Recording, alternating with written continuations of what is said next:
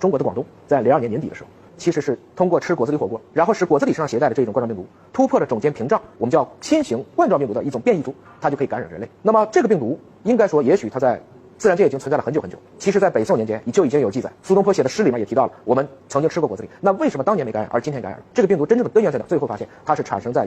中国云南地区的一种蝙蝠的体内。这个蝙蝠和果子狸相安无事数千年，为什么在这一刻会把蝙蝠的这个病毒给到果子狸呢？科学家们推测，有可能是由于我们近些年来的乱采乱伐，可能去开矿，也可能是由我们的探险过分的去侵犯了本来属于野生动物的领地，在一个阴差阳错的这个点上就发生了突变，就感染了人类。而其实中国在面对这种病毒型的传染病，在2003年之前，我相信是没有大规模防控的经验的，所以就造成了 SARS。其实在中国，因为我们这是一个原发国，它其实是蔓延的最快的。对我们人类来讲，最大的危险不是人工造出的病毒，而是我们可能释放出来的这些自然界本来就是用来平衡生态的这些微生物。从人类的角度讲，可以称之为恶魔，但换一个角度讲，它们的存在对自然界的生态平衡其实是有一个非常重要的意义的。人类在历史上曾经自豪地宣布，我们消灭了这个地球上第一个病毒，这个病毒的名字称为天花。天花在人类历史上不完全统计造成的致死人数至少超过了5亿人，应该说这个数字已经超过了目前人类历史上所有记载的因为战争的死亡人数。但是在1979年，世卫向全世界宣布，我们已经基本防控住了天花，因为我们说的人天花，它唯一的自然宿主就是人。天花没了以后，大家以为可以高枕无忧了。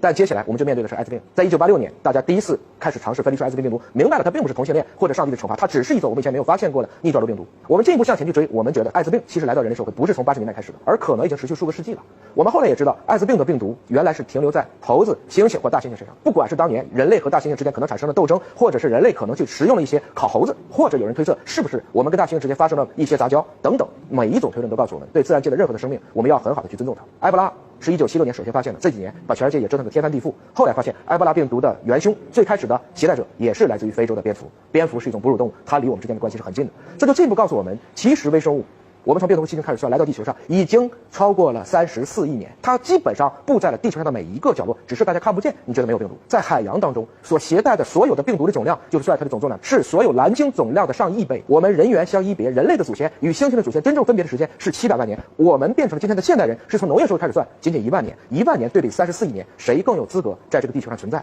我们谁应该对谁的栖息地更好的尊重？其实这是我更想给大家分享的一个话题。我们只不过是万千生命当中非常平等和卑微的一个，不能什么事情都从人类自身出发，除了要考虑人的伦理，也需要考虑我们对整个动物界、对整个生态的伦理。唯有这么做，我们可能才会寻找出一条人类和自然界真正和谐相处之道，不至于有一天我们让我们自己的家园变得无家可归了。这其实需要大家共同的努力。